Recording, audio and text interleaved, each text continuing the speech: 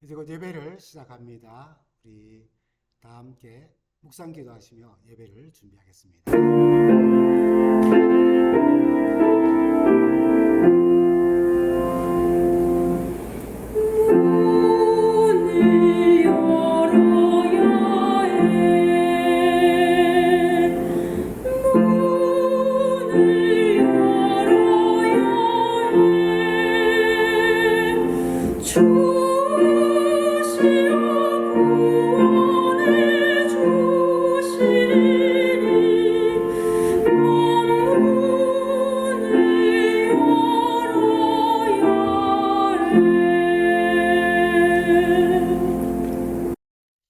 성도 여러분, 한 주간 잘 지내셨습니까? 오늘 우리가 함께 나눌 말씀은 패배의 흔적인가 축복의 흔적인가, 우리가 어떤 흔적들을 가지고 있게 되는데 그것이 패배의 흔적으로 보일 수 있고 똑같은 흔적이지만은 똑같은 모습이지만은 또 축복의 흔적으로 우리는 간직할 수 있습니다. 사람은 누구나 어떤 종류든 흔적을 남기지요. 가장 쉽게 눈에 보이는 이 외적인 흔적 가운데 하나는 잔디밭에 난 길입니다. 길 아닌 곳에 난 길이지요. 길은 기역자로 이렇게 나 있지만은 대각선으로 가로질러 가면 그 몇 초라도 빨리 갈 수 있다는 사실 때문에 한 사람, 두 사람 계속 다니다 보면 거기에 길이 생겨버립니다. 뭐 나 하나쯤, 이분 한 분만이라고 생각하지만은 그것이 여러 사람들이 반복함으로 그렇게 한 행동에 대하여 잔디에는 길이 생기게 됩니다. 우리 인생에는 실패의 흔적도 있고요. 그리고 성공의 흔적도 있고 후회의 흔적도 있고 만족의 흔적도 있습니다. 슬픔의 흔적도 가지고 있지만 또 기쁨의 흔적들을 가지고 살지요. 오늘 똑같은 흔적, 똑같은 모습인데 그것이 좋은 모습처럼 보이지만은 나 스스로를 의지하며 보여진 그게 패배의 흔적일 수 있고 참 힘들고 또 어려웠던 어떤 모습을 보여주는 흔적인데도 불구하고 그것이 하나님께서 나를 붙들어 주셨던 축복의 흔적으로 남아있을 수 있어요. 그리스도인의 삶에 어떤 흔적을 남긴다면은 그 흔적이 남게 되는 이유는 그게 쏟아붓는 힘 그리고 반복하는 행동에서 흔적이 남게 됩니다. 힘쓰는 일에 흔적이 남게 되죠. 반복하는 일에 흔적이 남게 됩니다. 아마 아이들을 키우면서 한 번쯤은 해봤던 일입니다. 우리 흔히 이것을 우리가 잡기 반사라고 그렇게 이야기를 하지요. 예, 이 잡기 반사에 대하여 6초짜리 이 비디오입니다. 네, 한 번쯤 다 해봤죠. 이 잡기 반사라고 하는 것은 아이들이 강하게 쥐는 힘을 말하는데 진짜 근육의 힘이 아니라 뇌의 본능적인 반사작용을 말하는 겁니다. 여러분 손바닥에 뭔가 아기들 손에 뭐가 이렇게 닿으면은 무조건 꽉 잡는 잡기 반사로 인해 나타나는 현상을 말하지요. 아마 아이들 키우면 한 번쯤은 아기의 작은 손에 엄마 아빠가 손가락 하나를 이렇게 잡도록 해보면은 아이가 정말 이 정도의 악력이면은 뭐 아마 매달릴 수도 있겠다 싶을 정도로 악력을 강하게 느끼실 때가 있을 겁니다. 이렇게 아이가 태어날 때부터 가지는 자연스러운 본능이지요. 무의식적 행동으로 생존 본능 중에 하나라는 것입니다. 그러나 이 악력도 변합니다. 생후 2, 3개월이 되면은 잡기 반사가 점점 줄어듭니다. 그러다가 5, 6개월이 되면은 아이가 스스로 물건을 보고 잡는 의도적인 이 손 사용을 시작하면서 잡고 싶은 것은 잡고 잡기 싫은 것은 전차 잡지 않게 됩니다. 여러분 손가락을 이렇게 아이에게 잡아주는데도 어떤 때는 잡더니 어떤 때는 잡지를 않는 경우 여러분 아마 경험하셨을 거예요. 아이들에게만 있는 현상이 아니에요. 이 잡기 반사는 어른들이 더 심각한 어쩌면 더 강한 잡기 반사 본능을 행사하면서 살아갑니다. 제가 만약 여러분들에게 음식 찌꺼기가 된그 봉다리 그러니까 막 국물이 막 이렇게 줄줄줄 흐르는 쓰레기 봉다리를 여러분에게 던진다면 여러분은 어떤 반사 반응을 보이시겠습니까? 아마 다 피할 겁니다. 그러나 제가 돈 뭉치를 보여드리고 여러분에게 던진다면 어떤 반사 반응을 보일까요? 서로 그걸 잡으려고 아마 노력할 겁니다. 물론 뭐 황금보기를 돌같이 한다는 그런 반응도 보일 수 있겠지요. 사실 이 사실은 우리의 영적 삶에 큰 교훈을 줍니다. 우리의 믿음의 악력, 믿음을 꽉 붙잡으려고 하는 그 힘, 우리가 붙잡고자 하는 것이 무엇인가를 우리는 인생에 살아가면서 일상생활 속에서도 나를 위하여서 그 악력을 사용하기도 하고 영적인 삶에 있어서도 그 악력을 우리는 사용하는 겁니다. 사도 바울은 빌립보서 3장 12절에 우리에게 이렇게 말합니다. 우리의 믿음의 악력, 우리가 붙잡고 있는 것이 무엇인지를 빌립보서 3장 12절은 우리에게 이렇게 말하는데요. 내가 이미 얻었다 함도 아니요 온전히 이루었다 함도 아니라. 그 다음에 중요합니다. 오직 내가 그리스도 예수께 잡힌 바 된 그것을 잡으려고 쫓아간다고요. 예수 그리스도께 잡힌 바 된 그것, 그게 뭘까요?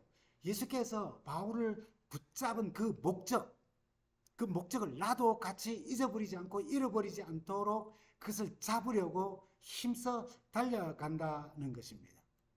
여러분, 죄송합니다. 여러분, 예, 하나님께서 나를 붙잡으셨어요. 예수께서 나를 붙잡으세요. 지금도 성령께서 내 마음을 붙잡고 감동하십니다. 근데 그 계획, 그 붙잡음, 그 목적을 나도 놓치지 않으려고 함께 붙잡으러 쫓아간다는 결심과 간증이 이 말씀 속에 포함되어 있어요. 뭔가를 붙잡으러 달려가는 삶은 우리 모두의 삶입니다. 악력을 써서 한번 잡으면 절대로 놓지 않는 것이 있고, 붙잡았지만은 슬그머니 놓아버리는 것도 있고, 아예 그 쓰레기 봉지를 피하는 것처럼, 아무도 붙잡으려고 하지 아니하는 것처럼 아예 피해버리는 것도 있죠. 바울은 우리가 하나님이 내 삶을 붙드신 거룩한 목적과 표대를 향해 매일 나 또한 그 거룩한 목적을 꽉 붙잡고 인내하며 앞으로 나아가는 영적 여정을 사도 바울은 우리에게 강조하고 있습니다. 성도가 가져야 할 아주 중요한 삶의 태도인 거죠. 여러분, 어렸을 적에 저희들이 자주 들었던 어른들의 말씀, 질문 가운데 하나는 너는 커서 뭐가 되고 싶니? 였습니다. 질문, 굉장히 깊은 뜻이 있어요. 너는 커서 이 사회에 어떤 도움을 줄 수 있는 어떤 사람이 되고 싶으냐라고 하는 의미가 포함되어 있죠. 근데 요즘은 그런 질문들을 거의 하지 않습니다. 왜냐하면 어떤 사람이 될 것인가를 묻는 것보다 얼마나 돈을 많이 버는 일에 종사하는 그런 직업을 가진 사람이 될 것인가라고 하는 것에 더 관심이 있고, 또 그런 이 질문들이 더 많다는 것입니다. 여러분, 돌잡이 문화부터 참 많이 변했습니다. 그냥 재미로 하는 행사인데도 부모님은 손을 뻗는 아이의 몸을 막 이리저리 움직여가지고, 그죠? 틀어가지고 이 아기가 이 부모가 원하는 직업을 상징하는 물건을 잡기를 원합니다. 어떤 부모님들은 뭐 그렇게는 하지 않지만 아이가 그 물건을 그렇게 하지 않기 때문에 잡을 때에 부모가 원하는 것을 잡지 않으면은 다시 계속하자고 해서 우리 모두에게 웃음을 던져주기도 합니다. 우리 삶에 절대적으로 필요한 사랑과 행복과 정의와 평화와 평등, 이것을 위한 그 일이 우리 인생의 가장 중요한 1차적 가치라고 할 수 있어요. 그리고 그 1차적 가치를 이루기 위한 수단이 되는 2차적 가치가 있습니다. 그것은 돈이고 재능이고 힘이고 또 실력입니다. 이러한 2차적 가치는 1차적 가치를 이루기 위하여서 수단적으로 우리에게 필요한 것이죠. 2차적 가치가 잘못됐다는 말은 아닙니다. 그럼에도 1차적 가치를 이루기 위한 수단이 되어야 하는데, 이러한 가치체가 뒤바뀌어서 2차적인 가치, 돈이나 재능이나 힘과 실력을 자기가 더 향상시키기 위하여서 1차적 가치, 사랑이나 믿음이나 정의를 배반하고 오히려 오용하고 또는 포기하기도 한다는 것입니다. 이러한 현상을 우리는 가치관에 전복되었다, 가치관이 뒤바뀌었다고 그렇게 이야기합니다. 가치관이 전복된 사람들 참 많이 있습니다. 그 가운데 성경 가운데서는 아주 특별하게 야곱의 삶이 그러하다고 할 수 있죠. 창세기 25장부터 32장까지 나오는 그 말씀에 보면은 이 야곱은 정말 2차적 가치의 온 힘을, 온 소나기의 힘을 다 쓴 대표적인 사람으로 우리는 그의 삶을 한번 돌아볼 수 있습니다. 창세기 25장부터 기록된 야곱의 출생부터 하도 특별해서 우리는 너무나도 잘 알고 있죠. 이삭은 잉태하지 못하는 리브가를 위해서 하나님께 간구합니다. 하나님은 이삭의 간구를 들으시고 리브가를 잉태케 하시죠. 근데 리브가의 태속에 있는 두 아기에 대하여서 리브가가 이렇게 말을 합니다. 그 삶이 얼마나 힘들었든지 그 표현 보십시오. 뱃속에 든 두 아이가 서로 싸움으로, 우리는 막 움직이고 운동하고 활동한다고 하는데 얼마나 힘들었든지 이 두 아이가 싸운다고 이야기하면서 내가 이 아이를 이 태중에 두고 또 뭐 이렇게 태어나서 이렇게 살아가는 모습을 한번 상상해 볼 때 이렇게 괴로워서야 내가 어디 살겠는가 하면서 여호와 하나님께 까닭을 물으러 나갔다 그랬어요. 하나님께서는 그녀에게 두 아이의 예언에 대해서 미래에 대해서 예언해서 말씀하시죠. 23절은 하나님의 약속이기도 합니다. 두 국민이 내 태중에 있구나. 두 민족이 내 복중에서부터 나누이리라. 이 족속이 저 족속보다 강하겠고 큰 자는 어린 자를 섬기리라 하셨더라. 그리고 리브가는 쌍둥이 두 아들을 출산합니다. 이어서 24절과 25절, 26절을 보면은 그의 해산 기한이 찬즉 태에 쌍둥이가 있었는데 먼저 나온 자는 붉고 전신이 털옷 같아서 이름을 에스라 하였다는 것입니다. 에스라는 말은 털 많고 거친이라는 뜻입니다. 그리고 26절을 보면 후에 나온 아우는 손으로 에서의 발꿈치를 잡았으므로 그 이름을 야곱이라 하였습니다. 이 에서의 발꿈치를 나온 둘째는 야곱이라고 불렀는데 그 말의 뜻은, 야곱이라는 이름의 뜻은 발꿈치를 잡은 자, 속이는 자, 대신 들어앉은 자, 찬탈자 뭐 이런 뜻이라고 말하죠.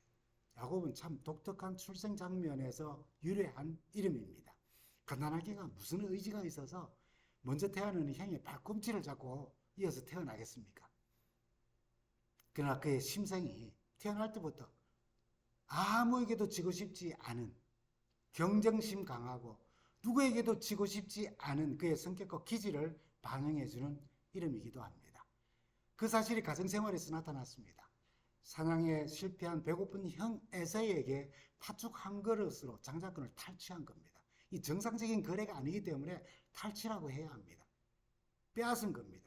그 후에 나이든 아버지 이삭이 장자의 축복을 위해서 에서에게 사냥해서 맛있는 요리를 준비하게 하고 복을 빌어줄 것을 말합니다. 그 소식을 몰래 엿들은 어머니 리브가가 하나님의 약속을 기억하고 생각하고 그 리브가의 도움으로 짐승의 털로 에서처럼 변장을 하고, 털사람 에서처럼 변장하고 눈이 먼 아버지를 속여서 형이 받을 축복을 가로채는 것입니다. 사실 야곱의 삶에 대하여 하나님이 이미 계획을 밝히셨어요.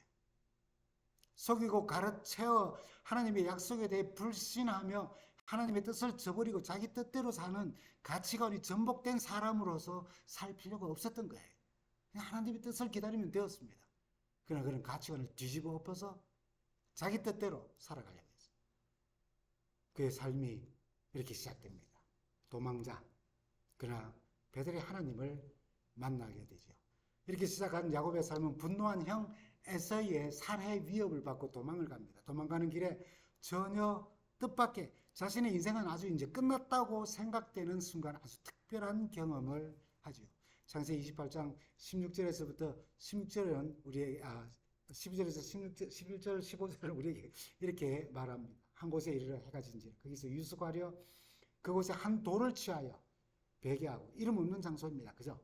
거기 누워 자더니 꿈에 본적 사다리가 땅 위에 섰는데 그 꼭대기가 하늘에 닿았고 그 또 본적 하나님의 사자가 그 위에서 오르락 내리락 하고 또 본적 여호와께서 그 위에 서서 가라사대 나는 여호와니 너의 조부 아브라함의 하나님이요 이삭의 하나님이라. 너 누운 땅을 내가 너와 내 자손에게 주리니 내 자손이 땅의 티끌같이 되어서 동서남북에 편만할지며 땅의 모든 족속이 너와 내 자손을 인하여 복을 얻으리라. 내가 너와 함께 있어 내가 어디로 가든지 너를 지키며 너를 이끌어 이 땅으로 돌아오게 할지라.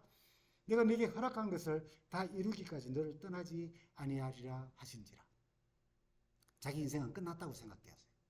이것으로 역사 속에서 그냥 사라질 상황이라는 것을 누구보다 잘 알고 있었어요. 그런데 그 도망치는 길에 전혀 뜻밖의 자신의 인생이 끝났다고 생각되는 그 순간에 하늘이 열리고 천사들이 사닥다리를 오르락내리게 하면서 그 위에 계신 하나님을 만나고 하나님이 진히 약속하신 겁니다. 내 인생 그렇게 끝나지 않는다. 모든 것을 다 이루게 하고 그리고 이 땅으로 다시 돌아오게 하겠다고요. 그래서 그는 그곳을 하나님의 처소, 하나님이 거하시는 곳 벳엘이라는 이름을 붙이고 하나님의 약속으로 힘을 얻습니다. 참 어째 이런 일이 다 일어납니까? 불공평해 보이죠. 근데 그 불공평을 우리 모두도 경험하고 있습니다.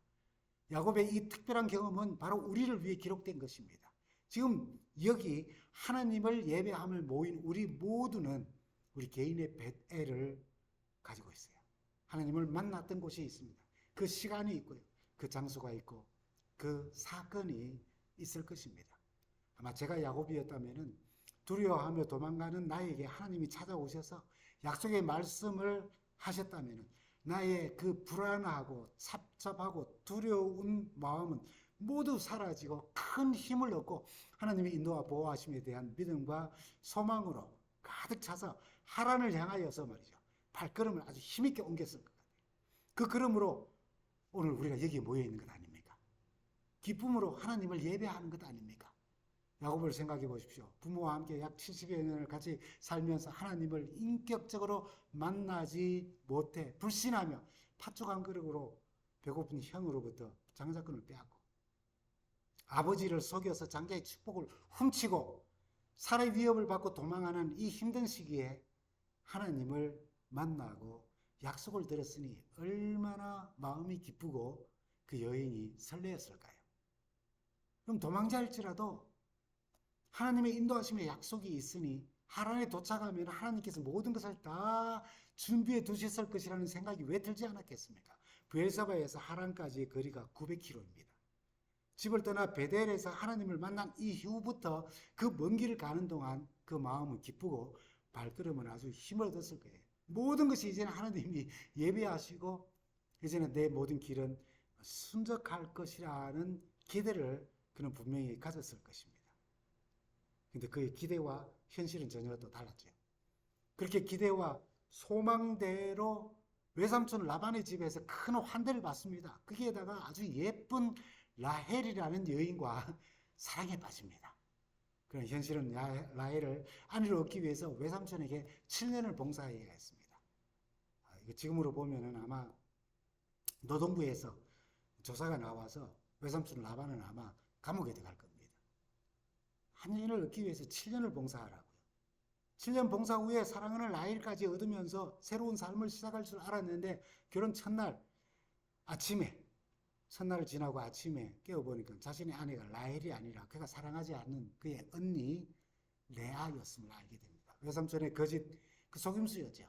그리고 라헬을 얻기 위해 다시 7년을 봉사하게 했습니다. 얼마나 화딱지는 않은 일입니까? 그러나 여러분 다른 사람의 잘못이나 실패를 보고 그것을 거울 삼아 교훈을 얻는다는 말이죠. 그게 뭐죠? 반면교사라고 하는 겁니다. 그 말처럼 그 외삼촌의 속임으로 종살이 같은 7년을 더하는 그 힘든 시간을 지날 때에 바로 자기 자신이 형과 아버지를 속인 그 모습을, 그 사건을, 그 시간을, 그 말들, 그 행동들을 기억하고 그런 자신에게 나타나서 약속하신 베델의 사건을 기억하면서 먼저 하나님 앞에 자신을 돌아보며 하나님께 매달렸다면 얼마나 좋을까요? 성경은 그에 대하여서 한 여인을 얼마나 깊이 사랑했든지 그 사랑함으로 7년을 수일처럼 여겼다는 표현을 합니다. 그러나 여러분 그 표현보다 자신이 당한 외삼촌의 그 속임과 거짓이 바로 자신이 형 에서를 분노에 차게 만들었던 일, 그 일로 인하여서 지금의 삶이 진행되고 있고 그 삶의 진행 가운데 오늘이 있다라고 하는 사실을 알고 이 일로 하나님 앞에 자신을 내려놓고 자신이 먼저 변화되었다면 얼마나 좋았을까요? 하나님의 보호와 인도와 약속의 은혜는 너무나도 좋았지만 그 은혜가 나의 지금 현재의 삶을 만족시키는 것으로 끝나고 기분 좋게 만드는 것으로 끝나고 나의 삶의 변화에 아무런 영향을 주지 못한다면 하나님의 은혜를 자기 만족으로만 여기는 그 은혜를 헛되이 받는 것과 같은 것입니다. 결국 이제 우여곡절 끝에 그는 귀향을 계획하고 결심하고 외삼촌을 만납니다. 창세기 30장 25절부터 26절에 있는 말씀을 보면은 라헬이 요셉을 낳았을 때에 야곱이 라반에게 이르되 나를 보내어 내 고향 나의 땅으로 가게 하시되 내가 외삼촌에게서 일하고 얻은 처자를 내게 주시어 나로 가게 하소서. 이렇게 부탁을 하며 외삼촌 라반과 품삯 정하기를 하지요.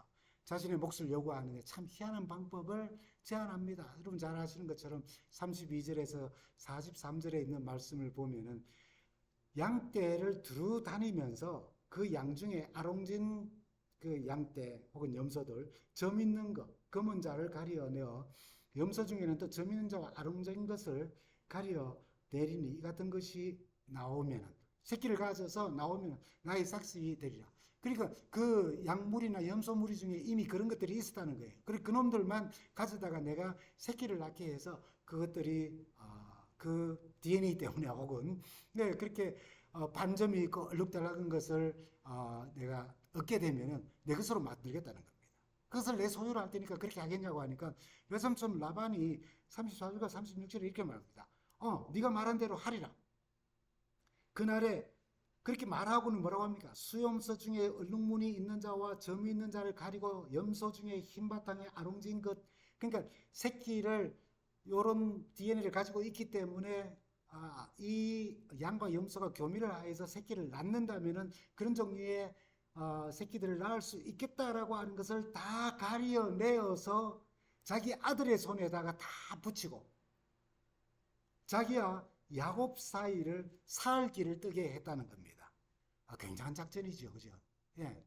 양과 염소 중에 아롱진 것, 반점이 있고 얼룩덜룩한 것, 점 있는 것 다 골라내어서 아예 그것이 새끼를 낳는다면은 야곱의 양떼들 속에서는 절대로 나지 아니하도록 하고 그 아들들에게 맡기면서 둘 사이의 간격을 양을 치고 염소를 치는 그 간격을 3일길 거리를 두었다는 겁니다.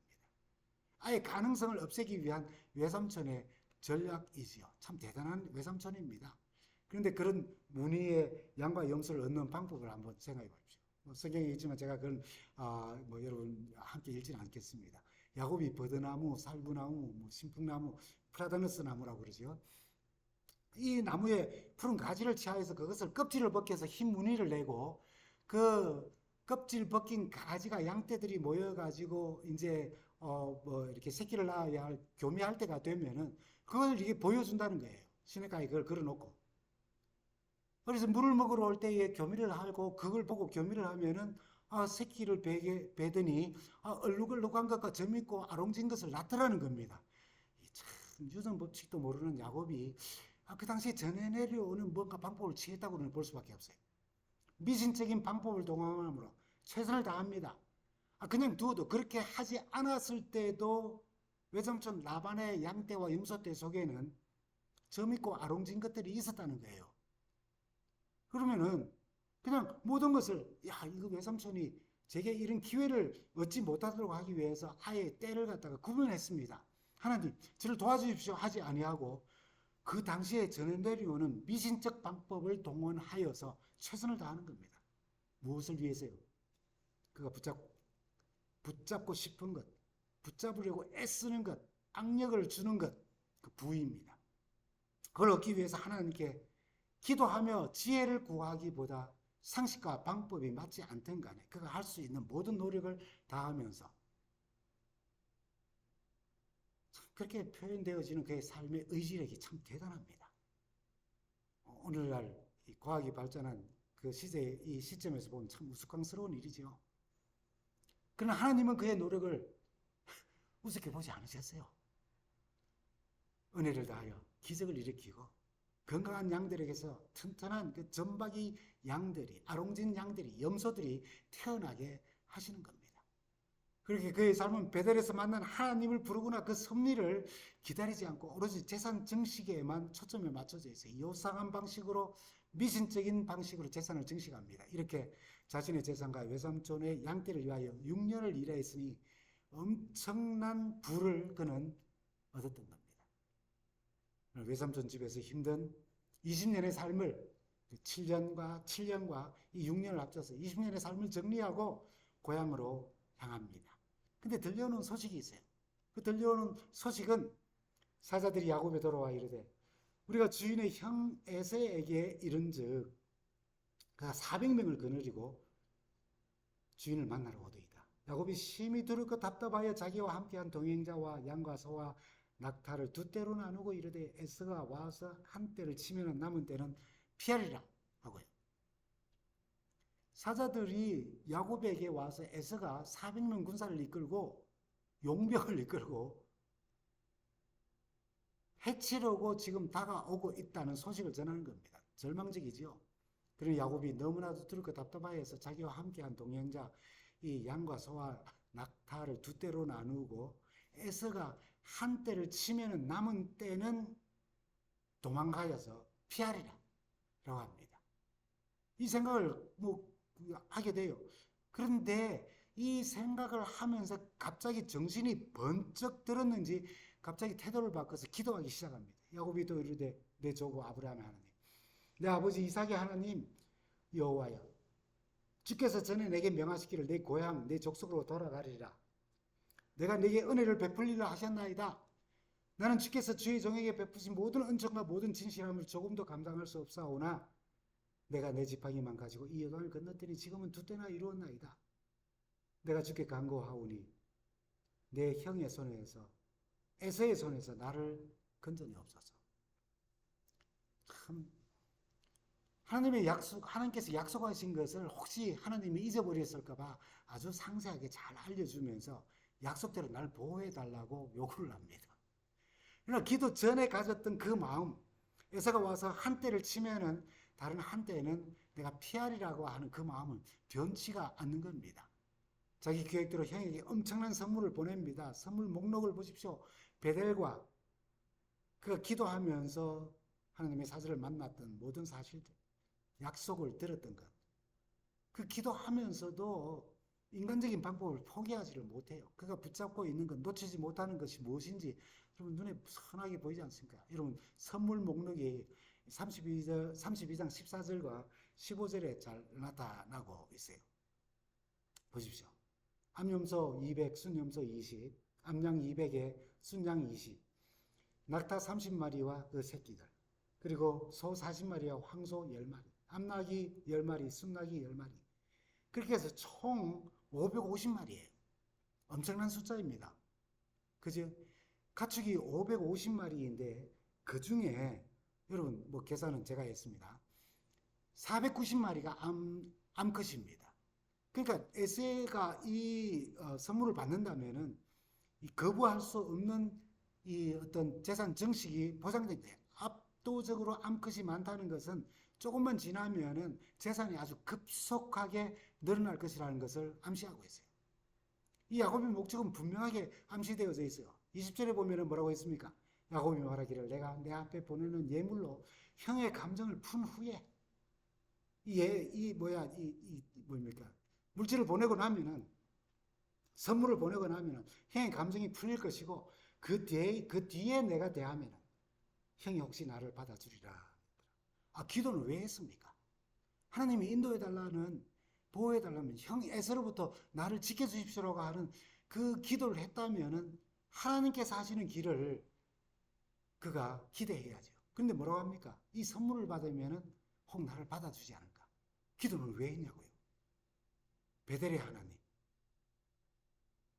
위기에 하나님께 기도하고 그럼에도 불구하고 마음은 하나님께로 향하지 못하는 모습. 믿음과 현실 사이에서 왔다 갔다 하는 우리의 모습이기도 합니다.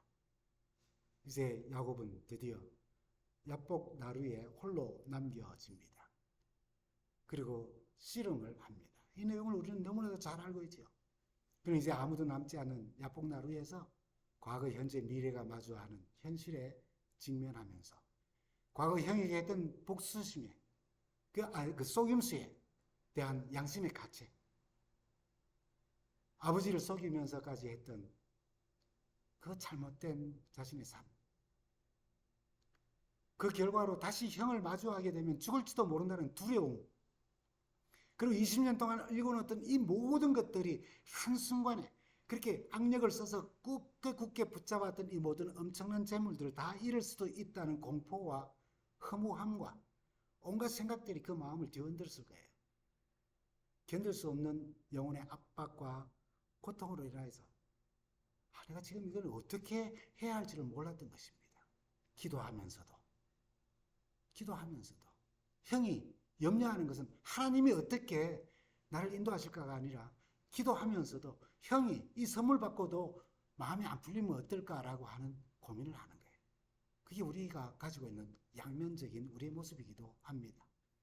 야곱의 입장에서는 20년이 잊을 수 없는 사건들일 겁니다. 그래서 창세기 49장에 보면은 바로가 전체 흉년이 들었을 때에 요셉을 통하여서 이제 이 애굽으로 내려갔을 때 바로가 노년에 그에게 안부를 묻죠. 그때 야곱이 바로에게 이렇게 말합니다. 내 나그네 길의 세월이 130년입니다. 내 나이가 얼마 되지 못했지만은 우리 조상의 나그네 길의 연조에 그래서 미치지는 못하지만은 참 내가 험악한 세월을 보냈습니다라고 한 겁니다. 잊을 수 없는 사건들, 험악한 세월이었을 겁니다. 근데 어떤 사람이 그런 생각 속에 있을 때 씨름을 걸어옵니다. 창세기 32장 24절에 있는 말씀이죠. 야곱은 홀로 남았더니 어떤 사람이 날이 새도록 야곱과 씨름을 했다고요. 야곱이 씨름을 걸어온 이 어떤 사람에 대하여서 호세아 12장 4절은 천사와 힘을 겨루었다고 합니다. 그리고 야곱 자신은 그가 겨룬 그 대상에 대하여서 내가 하나님과 대면하여 보았다 그렇게 했어요. 그래서 하나님의 얼굴이란 분이엘이라는 말을 썼죠. 그 장소의 이름을. 근데 하나님은 왜 베델에서처럼 꿈으로 그냥 잠깐 보여주셔서 내가 너와 함께 하마라고 하지 않으시고 이번에는 씨름을 걸어 오셨을까요? 누가 봐도 시작도 하기 전에 결과가 뻔한 인간과 하나님의 사자와의 씨름, 힘겨루기를 일부러 한 이유가 뭘까요? 그가 오만 것 다 힘껏 붙잡고 있는 손에 힘을 풀어버리기 위함이었습니다. 야곱의 입장에서는 그 20년이 참 험악한 세월이었을 거예요. 그러나 하나님의 입장에서 그 20년은 어떤 시간이었을까요? 그 기다림이 얼마나 답답하셨을까요? 베드를 경험하고도 이상한 방법으로 불을 축적하려고 할 때에 도우셨어요. 불을 축적하게 하셨습니다. 하나님의 사자, 하나님의 군대가 함께 한다는 약속을 보여주셨던 그 중간에 또 마하나임이라고 하는 경험이 있었습니다. 에서로부터 보호해달라고 간절히 드린 기도. 그런데도 여전히 형의 마음을 물질로서 돌리려는 인간적인 방법, 그 금전 공세로 형을 만나려고 했던 그 모습 얼마나 하나님의 눈에는 답답해 보였을까요? 그는 자기의 20년을 험악한 세월이라고 표현하지만은 하나님의 입장에서는 참 답답하게 보인 20년이었을 겁니다. 이 씨름의 결말을 알지만은 참 이상하게 이렇게 표현되어 있습니다. 25절에 있는 말씀입니다. 잘 알지요? 그 사람이 자기 일을 이기지 못함을 보고 야곱의 허벅지 관절을 치며 야곱의 환도뼈가 그 사람과 씨름할 때 위골되었더라. 그 환도뼈로 인하여 절었다라고요. 하나님의 사자가 야곱을 이기지 못했다는 겁니다. 가능한 이야기가 아닙니다. 그죠? 그래서 반칙을 합니다. 허벅지 관절을 치고 씨름이면 씨름을 내는데 이렇게 다치게 하면 안 되죠. 그 결과 야곱은 쩔뚝거리게 됩니다. 야곱의 쩔뚝거림은 무엇의 흔적일까요?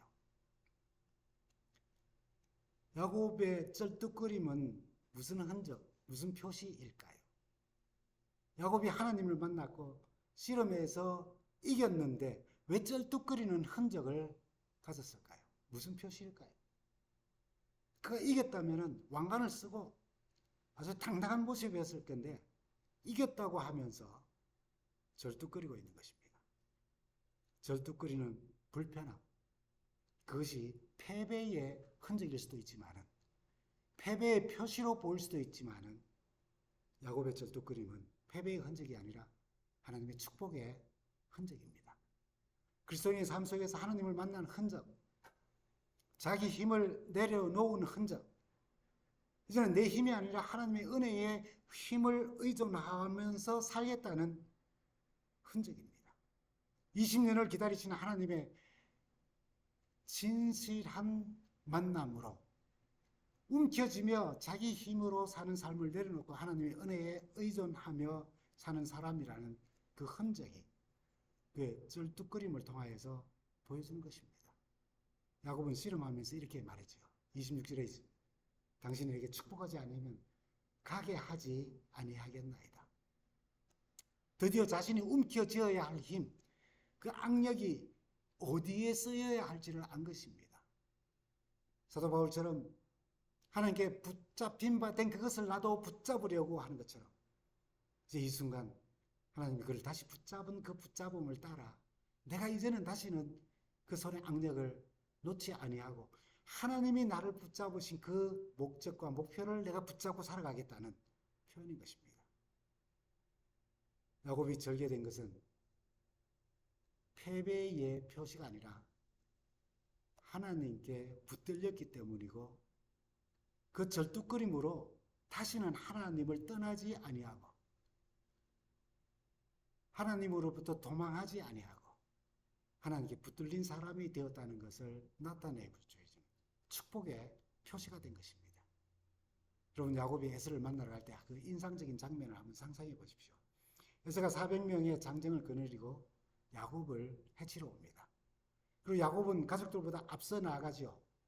근데 그는 지팡이에 의지해서 쩔뚝쩔뚝거리면서 형에게 나아가고 있습니다. 에서 한 명과 씨름이든 싸움이든 결투든 붙어도 상대할 수도 없어요.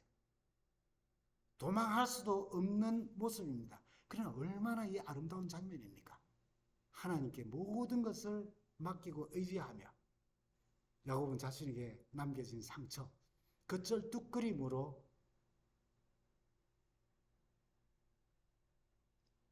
형 에서를 만나러 나가는 겁니다. 스스로의 한계를 깨닫고 하나님을 만났고 하나님을 의지하는 축복의 흔적으로 나가는 겁니다. 야곱에 있어서 쩔뚝거림은 바로 하나님을 만난 은혜의 흔적인 것입니다. 야곱의 쩔뚝거림처럼 우리가 하나님을 만난다고 다 그런 상처받고 쩔뚝거린다는 뜻은 아닙니다. 실실한 그리스도인들이 사업이 어려워지고 우리의 계획이 좌절될 때도 있고 관계가 깨어져서 아픔이 오기도 하고 모든 것을 할 수 있다고 성경 말씀을 암기하는데도 능력의 한계를 깨닫는 것, 자녀들을 바라는 대로 좀 이렇게 영적으로 잘 성숙하면 좋겠지만 그렇게 나아가지 못하는 모습, 이것이 실패와 패배의 흔적처럼 보일 수 있지만은 하나님께서는 그것을 통해 네가 나를 찾고 나를 더욱더 의지하게 된다면은 그것이 너에게는 은혜가 될 수 있다고 지금 야곱의 쩔뚝거림을 통해서 우리에게 교훈하시는 겁니다. 그러므로 중요한 것은 내가 왜 지금 사업이 어려워졌지? 왜 계획이 좌절되지? 관계가 왜 깨어졌지? 능력의 한계가 왜 이렇게 내게는 많지? 라고 하는 그런 질문. 내가 왜 쩔뚝거리게 되었느냐가 아니라 이 쩔뚝거림, 사업의 실패와 관계의 깨어짐과 한계를 느끼는 것과 내가 계획한 대로 잘 되지 아니하는 모든 것들을 통하여서 하나님께서 나에게 무엇을 기억하게 하시며 이것이 하나님께로 나를 이끄시는 하나의 통로가 되는가라고 하는 것이 더욱더 중요한 질문이라는 것입니다. 왜 실패합니까? 왜 자꾸 미운 마음이 생깁니까? 왜 불편하고 힘듭니까? 인생사에 흔히 있는 일이기 때문에 그래요. 그러나 이 상황을 통해 하나님이 무엇을 원하시는지 계속 그런 마음을 품고 분노하고 또 하나님 곁을 또 떠났다가 마음대로 살아보기도 하고 그럴 때는 똑같은 모습이지만 그거는 실패의 흔적이지만 이 상황을 통하여서 하나님을 떠나는 것이 아니라 분노하는 것이 아니라 축복의 흔적으로 하나님께 더 가까이 나아가는 하나의 통로로서 야곱의 쩔뚝거림 같은 이 불편한 상황이 하나님께 나아가고 하나님을 의지하게 한다면 이 또한 하나님의 은혜인 것입니다.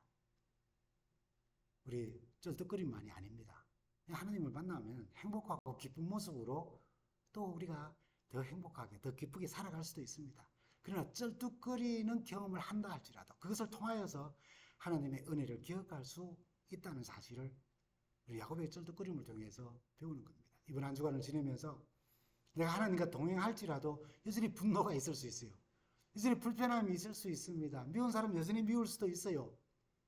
그런 경험이 우리에게 온다 할지라도 그 분노로 계속 한 주간을 사는 것이 아니라 그것 때문에 그 불편함 때문에 하나님께 나아간다면 그것이 그래서 분노로 남아있는 것이 아니라 하나님을 만나는 흔적으로 남아있다면 우리에게 그것은 큰 축복이 됩니다. 우리가 겸손히 하나님과 동행하면서 성령의 감동하심을 따라서 매일을 살면서 우리에게 혹 불편한 어떤 흔적이 남을지라도 그것이 불편함으로 남아있는 것이 아니라 그것이 하나님을 향하여 찾아가는 걸음이 되게 하여서